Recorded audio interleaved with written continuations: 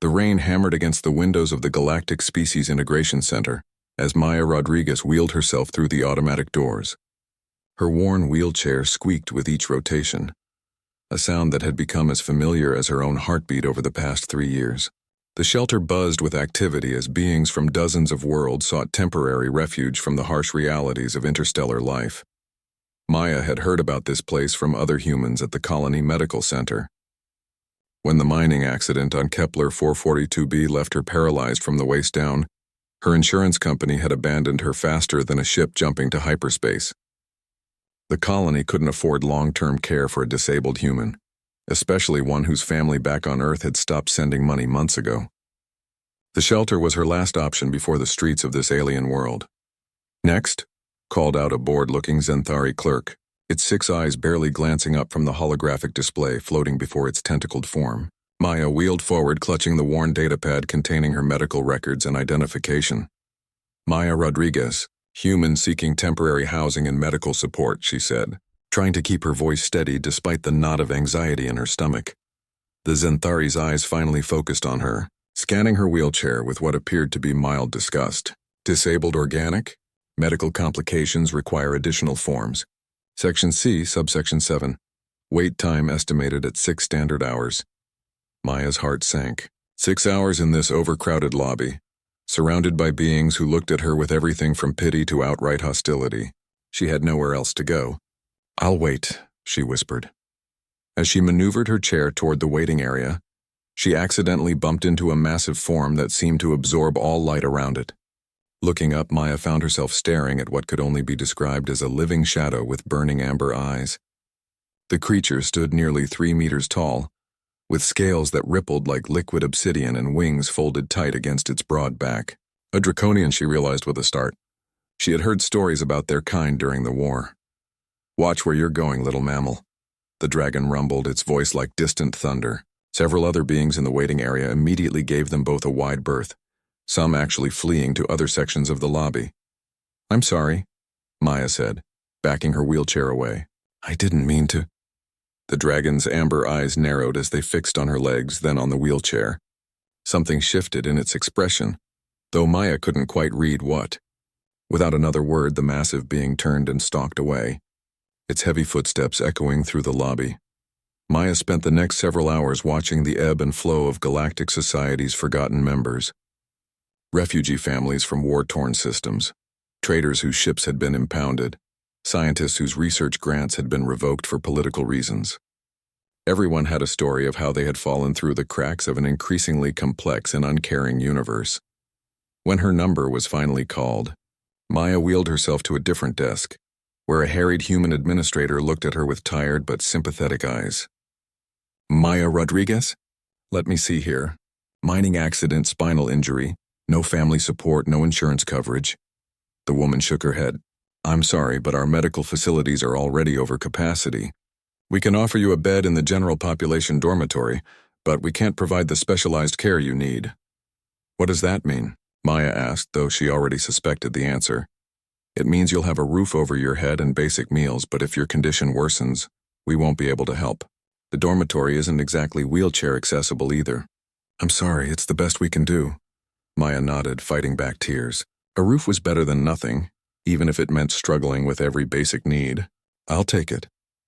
As she wheeled toward the dormitory section, guided by a maintenance drone, Maya noticed the same draconian from earlier standing near a bank of communication terminals. Its massive form was hunched over a small device, amber eyes focused intently on whatever message it was composing.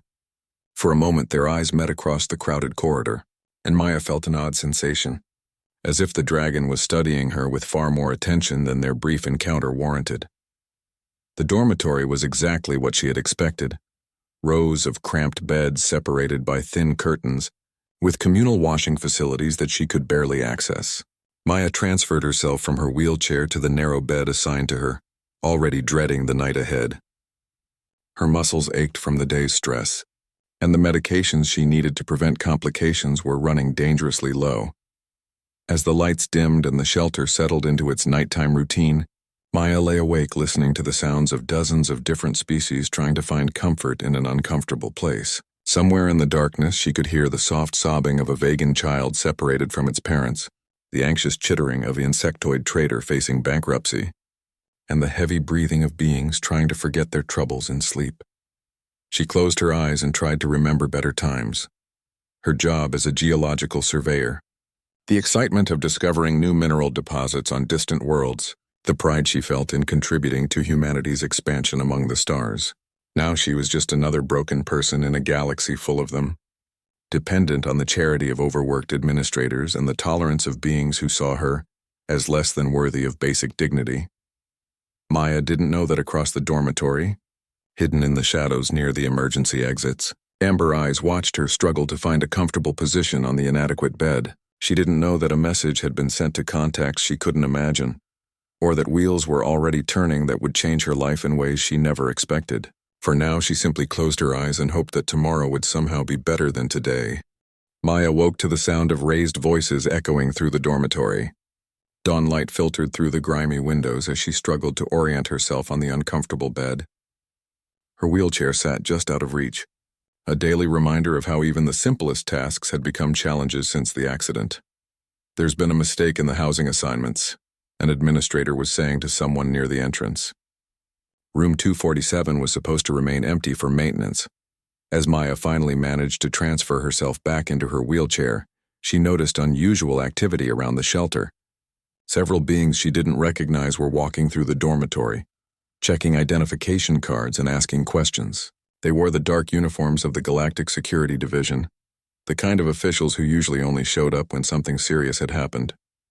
Maya Rodriguez, a Zenthari security officer, approached her bed, its multiple eyes scanning a holographic display. "You're requested in the administration office immediately." Fear shot through Maya's chest. Had she done something wrong? Was there a problem with her application? She wheeled herself toward the office, passing groups of other residents who watched her with curious expressions. Whatever was happening, it was clearly unusual. The administration office bustled with activity. The same tired human administrator from yesterday sat behind her desk. But now she was flanked by two figures Maya didn't recognize. A tall, elegant being with crystalline features that marked it as a high-ranking silicate, and a smaller humanoid in expensive clothing that screamed off-world wealth. "Ms. Rodriguez," the human administrator said, her voice carefully neutral. "These representatives have some questions about your status here at the shelter." The silicate stepped forward, its voice chiming like wind through crystal caves. "Ms. Rodriguez, we understand you were injured in a mining accident on Kepler 442b. Can you tell us about the circumstances?" Maya frowned, confused by the line of questioning. "I was part of a geological survey team. We were using deep core drilling equipment when a structural collapse occurred. 3 people died, and I was trapped under debris for 6 hours before rescue teams could reach me. The spinal damage was severe." "And the mining company's response?" the humanoid asked, making notes on a small device. "They claimed the accident was due to my negligence, said I failed to follow safety protocols. Even though the investigation showed equipment failure was the cause, they fought the insurance claims and eventually succeeded in having their coverage voided." Maya's voice grew bitter. Apparently, it's easier to blame the disabled human than admit their equipment was faulty. The two officials exchanged glances that Maya couldn't interpret. The silicate spoke again. "Ms. Rodriguez, are you aware that someone has filed a formal complaint with the Galactic Commerce Tribunal regarding your case?" "What?" Maya stared at them in shock. "Who would do that? I don't have money for legal representation, and the human embassy said my case wasn't worth pursuing. The complaint was filed by an individual representing the Dragon Territories Coalition," the humanoid said, consulting his device. "They've provided substantial evidence that the mining company violated multiple interstellar safety regulations and committed fraud in their insurance dispute. They're demanding full restitution and punitive damages." Maya felt the world spinning around her. The Dragon Territories were one of the most powerful political entities in the galaxy, known for their fierce protection of their own interests and their reluctance to involve themselves in the affairs of other species. There must be some mistake. I don't know anyone from the Dragon Territories. The filing was made by one Kavareth Nightflame, registered as a Class 7 diplomatic representative. The silicate continued. He specifically requested that you be transferred to Dragon Territory medical facilities pending the resolution of your case. Before Maya could process this information, the office door opened with a soft hiss. The massive draconian from the lobby entered, his obsidian scales gleaming in the artificial light. He moved with surprising grace for such a large being, and Maya noticed that the two officials immediately adopted more respectful postures. Kavareth Nightflame, the dragon said by way of introduction, his amber eyes fixed on Maya. I apologize for the deception yesterday. I wanted to observe the conditions here before making my intentions known. You're the one who filed the complaint? Maya asked, her voice barely above a whisper. Indeed. I've spent considerable time investigating your case, Ms. Rodriguez. The mining company's actions were not only illegal, but personally offensive to my sense of justice. Dragons have long memories, and we do not forget when the strong prey upon the weak simply because they believe no one will challenge them. The humanoid official cleared his throat nervously. If Ms. Rodriguez agrees to the transfer, she would receive full medical care and legal representation at no cost. The Dragon Territories have an excellent reputation for honoring their commitments. Maya looked around the room, trying to understand what was happening. Yesterday, she had been forgotten and abandoned, told to accept inadequate care and hope for the best. Now beings she had never met were offering her things she had only dreamed of. Why? She asked Kavareth directly. Why would you help me? The dragon's expression softened slightly, though his voice remained formal. Because, Ms. Rodriguez, I know what it means to be broken and forgotten. Because I believe that a civilization is measured not by how it treats its strongest members, but by how it protects its most vulnerable. And because sometimes the universe provides us with opportunities to make things right. He turned to the officials. I trust the paperwork can be expedited. Ms. Rodriguez requires immediate medical attention and my ship is prepared to depart within the hour. Of course, the silicate chimed. Though we should mention that accepting this arrangement would mean leaving the shelter's protection immediately. Are you certain this is what you want, Ms. Rodriguez? Maya looked at her hands, trembling slightly in her lap. The smart thing would be to ask for time to consider, to research the Dragon Territories to understand what she might be agreeing to. But she had learned that sometimes survival meant taking risks that seemed impossible. Yes, she said firmly. I accept. Kavareth nodded approvingly. Then we have much work to do. Your belongings will be collected and brought to my ship. The medical bay has been prepared for your needs, and I've taken the liberty of acquiring a mobility system more suited to interstellar travel than your current chair. As the officials began processing the transfer documents, Maya found herself staring at the dragon who had chosen to help her. She had 1,000 questions, but one kept rising to the surface. Kavareth, she said quietly, what did you mean when you said you know what it means to be broken? The dragon's amber eyes met hers, and for a moment she saw something beyond the fierce exterior. That, Miss Rodriguez, is a story for another time. For now, let us focus on ensuring that you receive the justice and care you deserve. The Dragon Territories medical ship was unlike anything Maya had ever seen. Where human vessels favored efficiency and sterile functionality, this ship seemed designed with comfort and dignity in mind. The corridors were wide enough for multiple beings to pass comfortably, and the lighting adapted automatically to the needs of whoever occupied each space. Kavareth guided Maya through the ship's corridors, pointing out features with the pride of someone showing off their home. The gravity can be adjusted in each section according to medical needs, he explained as they passed what appeared to be a swimming pool suspended in zero gravity. The healing bays use bio-neural feedback to accelerate tissue repair, and the psychological wellness centers employ techniques developed over centuries of treating trauma survivors. Maya marveled at the advanced mobility chair she now occupied.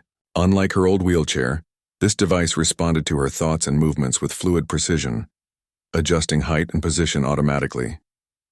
More importantly, it allowed her to meet other beings at eye level, restoring a sense of dignity she hadn't realized she had lost. This is incredible, she said, running her hands along the chair's smooth armrests. But I have to ask, what's this going to cost? I can't afford anything like this level of care. Kavareth paused, his massive form turning to face her fully. Ms. Rodriguez, may I share something with you about Dragon Territory philosophy? We believe that debt and obligation are chains that prevent true healing. This assistance comes with no financial burden and no expectation of repayment. But why? Maya pressed. I still don't understand why you're doing this for a stranger. The dragon's amber eyes grew distant as if he were looking at something far beyond the ship's walls. Perhaps it would help if I told you about the war, and what happened to me during it. Maya had heard fragments about the Dragon Wars from news reports and historical archives, but most of the details had been classified or lost to time, if you're comfortable sharing. Kavareth led her to a comfortable lounge area where the walls displayed a slowly shifting starfield. He settled his massive form into a specially designed chair that accommodated his wings and tail, and Maya noticed for the first time that his left wing hung at an odd angle. 15 years ago, I was a wing commander in the Dragon Territory's defense force, he began, his voice taking on the tone of someone recounting a painful memory. I led raids against supply convoys supporting the hegemony's invasion of our outer colonies. During one mission, my ship was disabled by enemy fire. I crashed on a contested world called Theta Serpentis. Maya listened intently as Kavareth described the crash, the injuries that left him unable to fly, and the desperate weeks that followed. The injury to my wing was severe, but it was the isolation that nearly broke me. Dragons are meant to soar among the stars, not crawl through underground tunnels hiding from enemy patrols. How did you survive? Maya asked softly. A human rescue team found me, Kavareth said, and Maya saw something like wonder in his expression. They were a medical unit that had been separated from their main force. When they discovered me, half dead and delirious from infection, they had every reason to leave me behind. I was their enemy. I would slow them down, and helping me would put their own lives at risk. The dragon paused, lost in the memory. But they didn't leave me. Dr. Sarah Chen, their commanding officer, spent 3 days treating my wounds with supplies they could barely spare. When I told her that my wing would never heal properly, that I would never fly again, she said something I'll never forget. What did she say? Maya found herself holding her breath. She said, "Maybe you'll never fly the same way again, but that doesn't mean you'll never soar. Sometimes we just have to find new ways to reach the heights." Kavareth's voice grew soft with reverence. They carried me for 2 weeks through enemy territory. To reach a Dragon Territory's rescue, Beacon, Dr. Chen died shielding me from sniper fire just hours before the rescue ship arrived. Maya felt tears forming in her eyes. I'm so sorry. Dr. Chen taught me that strength isn't about what we can do when we're whole and perfect, Kavareth continued. It's about what we choose to do when we're broken but still breathing. When I saw you in that shelter, struggling with dignity and tact despite everyone treating you as if you were somehow less than worthy of basic respect, I saw the same strength that Dr. Chen showed me. So you help other people because someone helped you? I help other people because I learned that sometimes being broken is just the beginning of becoming something stronger. Kavareth gestured to his damaged wing. I never did fly again, not the way I once did. But I discovered abilities I never knew I had. I became a diplomat, a mediator, someone who helps solve problems that can't be fixed with claws and fire. Maya absorbed this revelation, understanding beginning to dawn. The mining company case, you're not just helping me, are you? You're making sure they can't do this to anyone else. Precisely. The evidence I've gathered suggests this company has been systematically defrauding injured workers across multiple star systems. They target beings they believe are powerless to fight back, especially those from species with limited political influence. Humans, despite your recent achievements, are still viewed by many as newcomers to galactic civilization, and you think that's wrong? I know it's wrong, Dr. Chen, and her team proved to me that humans possess qualities that many older civilizations have forgotten. Your species' capacity for compassion, for risking everything to help someone who can't help themselves. That's rare in the galaxy. It deserves protection. The ship's communication system chimed softly, and a holographic display materialized showing an incoming message. Kavareth read it quickly, then turned to Maya with something that might have been a smile. Excellent news. The Galactic Commerce Tribunal has agreed to fast-track our case. More importantly, 3 other mining companies have already reached out to settle similar cases rather than face tribunal investigation. It seems word of our action is spreading. Maya stared at the display, hardly believing what she was hearing. You mean other people are getting help because of what you did for me? What we're doing together, Kavareth corrected. Your testimony and medical records were crucial evidence. Without your courage in speaking up, none of this would be possible. For the first time since the accident, Maya felt something she had almost forgotten. hope. Not just for herself, but for the possibility that broken things could indeed be made whole again, even if they emerged from the process changed. She looked at Kavareth, this fierce dragon who had found his own way to soar despite his damaged wing, and realized that sometimes the most powerful allies came from the most unexpected places. "What happens next?" she asked. "Next we begin the real work," Kavareth replied, his amber eyes blazing with determination. "We make sure that what happened to you never happens to anyone else." 3 weeks into their journey to the Dragon Territory's capital world, Maya had begun to understand why Kavareth's approach to justice was so effective. The dragon didn't just collect evidence.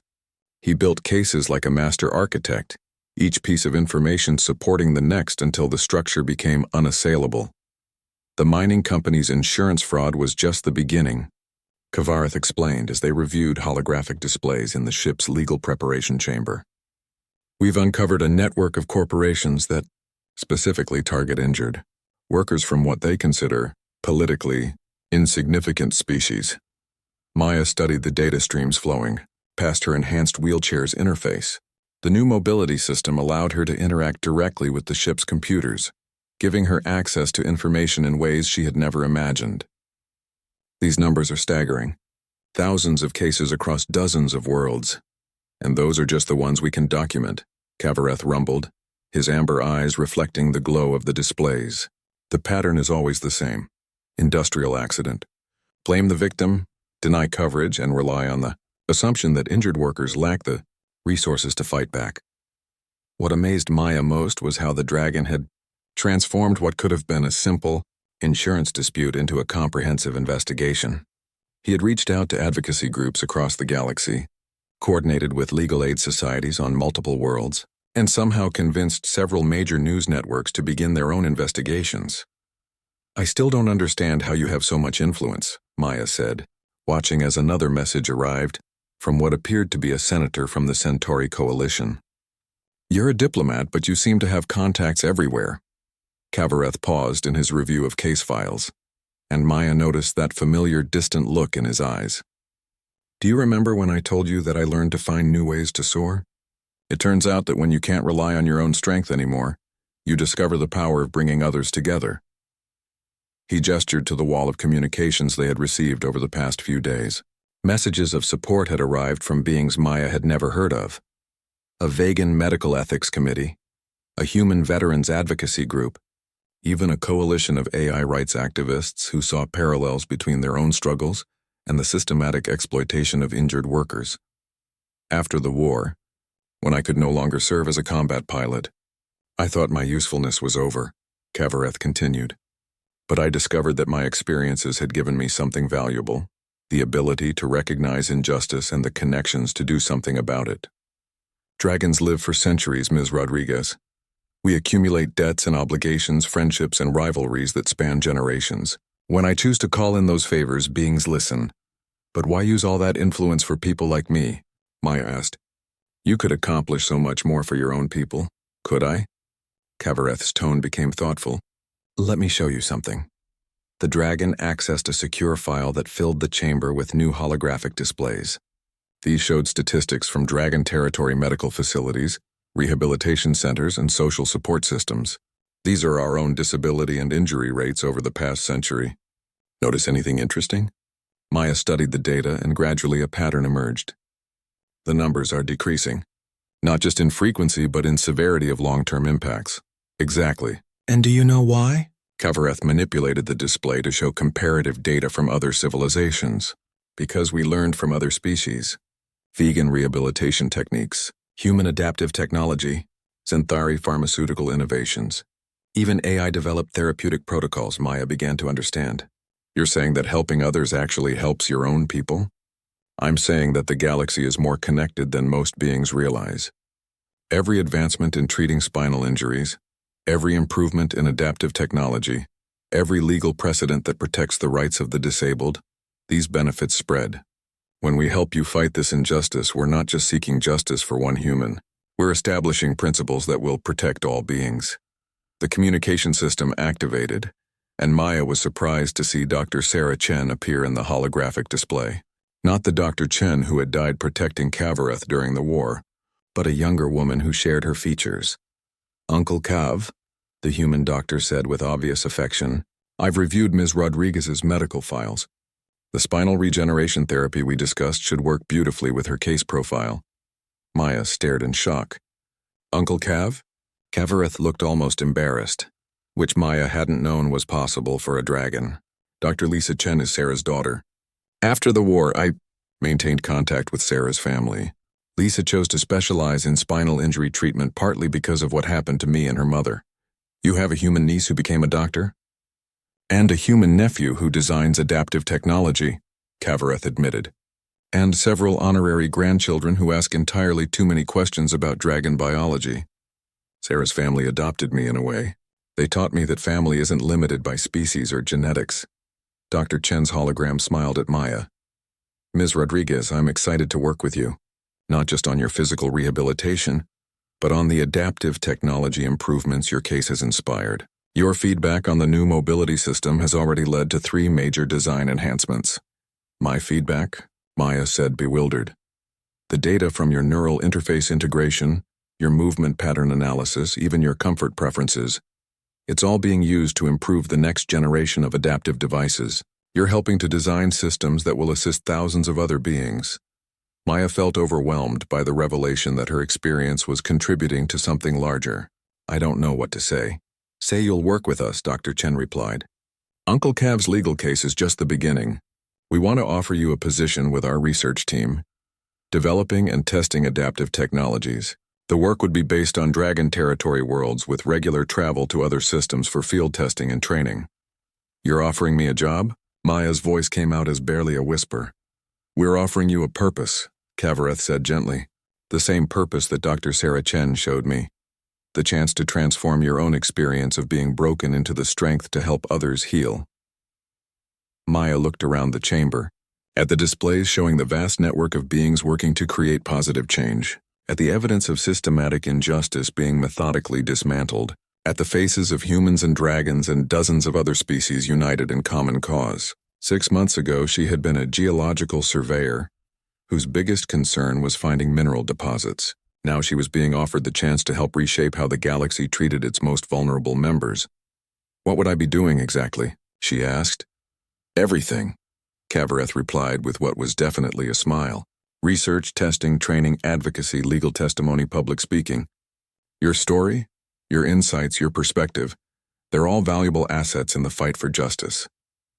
Maya realized that the scared, abandoned woman who had entered the shelter was gone, replaced by someone who understood that sometimes the greatest strength came from acknowledging weakness and choosing to transform it into something powerful. "When do we start?" she said. The Galactic Commerce Tribunal hearing was held on Nexus Prime, a world specifically designed for interstellar legal proceedings. Maya had never imagined she would find herself at the center of such a massive case. But as she entered the vast hearing chamber in her advanced mobility chair, she realized that this moment would determine the future for countless injured workers across the galaxy. The chamber itself was designed to accommodate beings from hundreds of different worlds.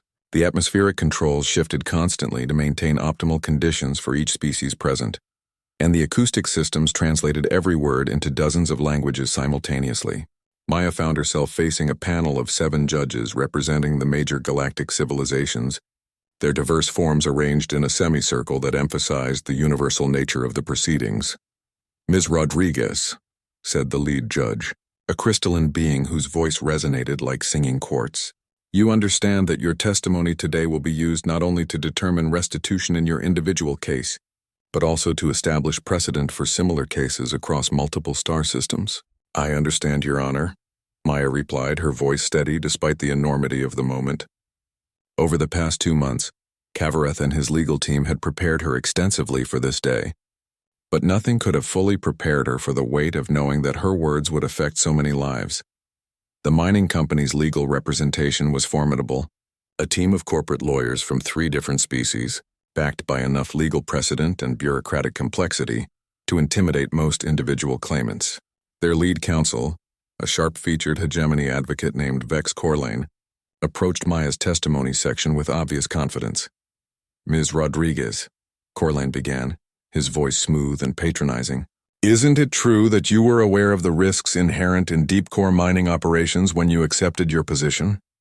"I was aware of the standard risks," Maya replied calmly. "I was not aware that the company was using equipment that had failed safety inspections on 3 previous occasions." Corlane's confidence faltered slightly. "Alleged safety violations. My client maintains that all equipment met galactic safety standards." "Which standards?" Kavareth interjected from his position at the advocates' table. The dragon had formal legal training in 17 different galactic jurisdictions, and his knowledge of interstellar law was encyclopedic. Dragon Territory Standards Council 7.42, Centauri Safety Protocol 15B, Vegan Industrial Harmonization Guidelines, or perhaps the standards established by the company's own safety department, which recommended that equipment be replaced 6 months before the accident. The corporate legal team exchanged nervous glances. Maya watched as Kavareth systematically dismantled their case, not through dramatic courtroom theatrics, but through methodical presentation of evidence so comprehensive that denial became impossible. "The pattern of negligence extends far beyond Ms. Rodriguez's case," Kavareth continued, activating holographic displays that filled the chamber with damning documentation. "Corvin Mining Consortium has systematically violated safety protocols on 47 different worlds, resulting in injuries to over 3,000 workers. When those workers filed insurance claims, the company employed a coordinated strategy of denial and victim blaming." "Objection," Corlane called out. "This hearing is specifically about Ms. Rodriguez's case." "Overruled," the lead judge chimed. "The scope of this proceeding includes all relevant pattern evidence." "Continue, Advocate Nightflame." What followed was 3 hours of testimony that revealed the true scope of corporate malfeasance. Kavareth had assembled a coalition of advocates representing injured workers from dozens of species, and their combined evidence painted a picture of systematic exploitation that shocked even the experienced tribunal judges. Maya's role in the proceedings evolved from victim to expert, witness as she described not just her own experiences, but the broader patterns of discrimination and abandonment she had observed. Her time in the shelter had given her insights into how different species were treated by the galactic social safety net, and her perspective proved crucial in establishing the discriminatory nature of the corporate practices. The company specifically targeted workers from species they considered politically weak, Maya testified. They knew that humans, vegan refugees, and other marginalized groups were less likely to have the resources or political connections necessary to fight back effectively. When Corlane attempted to cross-examine Maya about her qualifications to comment on galactic politics, she surprised everyone by producing her own holographic display. "Over the past 3 months, I've interviewed over 200 injured workers from 17 different species," she said, activating a comprehensive database. "I've documented patterns of discrimination, analyzed treatment outcomes across different healthcare systems, and identified gaps in current protective legislation. This isn't political commentary, it's empirical research." The revelation that Maya had transformed from victim to researcher clearly caught the corporate legal team off guard. Kavareth had prepared her well, but her natural intelligence and determination had driven her to exceed even his expectations. "Ms. Rodriguez," the lead judge said with obvious interest, "you've conducted this research in an official capacity?" "I'm currently employed as a senior research associate with the Dragon Territories Adaptive Technology Initiative," Maya replied proudly. "My work focuses on developing assistive technologies and advocating for improved worker protections across galactic industrial sectors." The hearing continued for 2 more days, with testimony from medical experts, safety engineers, and former company employees who had been pressured to falsify inspection reports. Dr. Lisa Chen appeared via hologram to detail the advanced medical treatments that had been denied to injured workers, while AI systems presented statistical analyses that made the scope of the fraud undeniable. When the tribunal finally recessed to deliberate, Maya found herself in the corridor outside the chamber, surrounded by advocates and journalists from across the galaxy. The case had attracted attention far beyond what anyone had expected, and she realized that the proceedings had become a symbol of something larger than individual justice. "How do you feel about the attention this case is receiving?" asked a journalist from the Galactic News Network. Maya considered the question carefully. 6 months ago, She would never have imagined herself as a public figure, speaking for the rights of injured workers across the galaxy. But her experience had taught her that sometimes ordinary people find themselves in extraordinary situations, and the choice becomes whether to shrink from the challenge or rise to meet it. "I feel hopeful," she said finally, "not just for my own case, but for the possibility that we can create a galaxy where being injured or disabled doesn't mean being forgotten, where every being, regardless of their species or their physical limitations, is treated with dignity and respect." As she spoke, Maya caught sight of Kavareth watching from nearby, his amber eyes reflecting something that might have been pride. The broken dragon and the paralyzed human had found each other in a shelter for the forgotten, and together they had built something that was changing the galaxy for the better. "The decision will be announced tomorrow," the lead judge had said, but Maya already felt like they had won something more important than any legal victory. They had proven that broken things could indeed be made whole again, even if the process transformed them into something entirely new. 1 year later, Maya stood before the same Galactic Species Integration Center where her journey had begun, but everything else had changed. The building itself looked different, with new accessibility features and expanded medical facilities funded by the unprecedented settlement from the tribunal case. More importantly, the beings inside moved with a dignity that hadn't existed during her desperate arrival 12 months earlier. Maya Rodriguez Foundation has processed over 15,000 cases in its first year of operation, she said, addressing a gathering of advocates, journalists, and government officials from across the galaxy. "We've recovered over 2 billion credits in fraudulent insurance denials, established new safety protocols in 300 star systems, and most importantly, we've proven that no being is too small or too broken to fight for justice." The Foundation had grown far beyond what anyone had imagined possible. What started as a single case of insurance fraud had evolved into a galactic movement for worker rights and disability advocacy. Maya's research had led to revolutionary improvements in adaptive technology, while Kavareth's diplomatic connections had helped establish new international treaties protecting injured workers. After her presentation, Maya moved through the shelter's newly renovated facilities, now serving as both a temporary haven for those in need and a training center for advocates from across the galaxy. The old dormitory had been replaced with private rooms designed for accessibility, and the medical wing rivaled many planetary hospitals in its capabilities. "Ms. Rodriguez," called out a familiar voice. Maya turned to see the same Zenthari clerk who had processed her intake a year ago, though his demeanor was completely different now. "I wanted to thank you for what you've accomplished here. My own daughter suffered a workplace injury on Rigel 7 last month, and because of the protections your foundation established, she received immediate medical care and full compensation." Maya smiled, remembering the board dismissal she had received from this same individual when she first arrived. "That's exactly why we do this work. No one should have to face what I faced alone." As she continued her tour, Maya encountered dozens of beings whose lives had been changed by the Foundation's work. A vegan engineer whose mobility device had been improved using technology, developed through Maya's research. A human construction worker whose insurance claim had been processed fairly thanks to new regulatory oversight. An AI consciousness whose workplace injury had been recognized as valid under expanded worker protection laws. "You've built something remarkable," Kavareth said, joining her in the shelter's memorial garden. The space honored Dr. Sarah Chen and the thousands of other beings who had died fighting for justice and dignity throughout galactic history. Sarah would be proud. Maya looked at her companion, noting how much he had changed as well. The bitter, broken dragon she had first encountered had transformed into one of the galaxy's most respected advocates for social justice. His damaged wing still prevented him from flying, but he had indeed learned to soar in ways he never could have imagined. "We built something remarkable," Maya corrected. "Neither of us could have accomplished this alone." Their conversation was interrupted by an excited young human who bounded up to them with obvious enthusiasm. "Aunt Maya! Uncle Cav! Did you see the news from the Outer Rim?" Maya grinned at Lisa Chen's daughter, Sarah, who had inherited both her grandmother's passion for helping others and her mother's scientific curiosity. At 15, she was already developing her own innovations in adaptive technology while preparing for medical school. "What news, sweetheart?"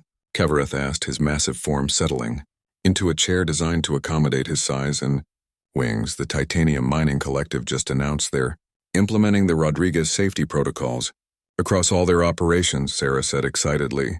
That's the biggest mining company in the galaxy. They said your research proved that proper safety measures actually increase productivity and profits. Maya shook her head in amazement. When she first filed her insurance claim, she had simply wanted enough coverage to pay for basic medical care. She never could have imagined that her case would lead to galaxy-wide changes in industrial safety standards. There's more, Sarah continued. The Centauri Coalition is proposing that the Galactic Assembly adopt the Universal Worker Protection Accords as binding interstellar law. If it passes, every world in known space would have to guarantee basic rights for injured workers. That's wonderful news, Maya said, though she had learned to be cautiously optimistic about political promises. But the real test will be in implementation. Laws only matter if they're enforced fairly, which is why the Foundation's monitoring program is so important, Kavareth added. We can't just pass laws and hope for the best. We need beings like you, Sarah, to keep watching and fighting for continuous improvement. As the day's ceremonies concluded and the crowds began to disperse, Maya found herself back in the shelter's main lobby, the same space where she had waited in desperation for help that seemed impossible to obtain. Now the walls displayed holographic presentations about worker rights, adaptive technology innovations, and success stories from across the galaxy. Do you ever wonder what would have happened if we hadn't met that day? She asked Kavareth. The dragon considered the question seriously. I think we would have found each other eventually. The universe has a way of bringing together beings who are meant to accomplish something important. Your strength and my connections, your research abilities and my legal knowledge. We complement each other in ways that seem almost designed. Or maybe, Maya suggested, we're just two broken people who refuse to stay broken. Perhaps that's the same thing, Kavareth replied with a smile. As they prepared to leave the shelter, Maya received a notification on her communication device. Another case had been referred to the Foundation. A young insectoid worker injured in a factory accident on a remote mining world, abandoned by his employer and facing the same desperate circumstances Maya had experienced a year ago. Ready for another fight? Kavareth asked, reading the case summary over her shoulder. Maya activated her mobility chair and headed toward the shuttle that would take them to their ship. The Foundation had grown large enough to handle routine cases through local advocates, but the complex ones still required personal attention from the founders. Always, she replied, and meant it. The scared, desperate woman who had entered this shelter had been transformed by her experiences into someone who understood that true strength came not from avoiding brokenness, but from choosing what to build from the pieces. Behind them, the Galactic Species Integration Center continued its mission of providing hope to the hopeless, dignity to the forgotten, and second chances to those who had lost everything. But now it did so with the knowledge that sometimes the beings who seemed most broken possessed the greatest potential to change the galaxy for the better. Maya Rodriguez and Kavareth Nightflame had learned to soar together, and in doing so, they had taught countless others that broken wings could still carry dreams across the stars.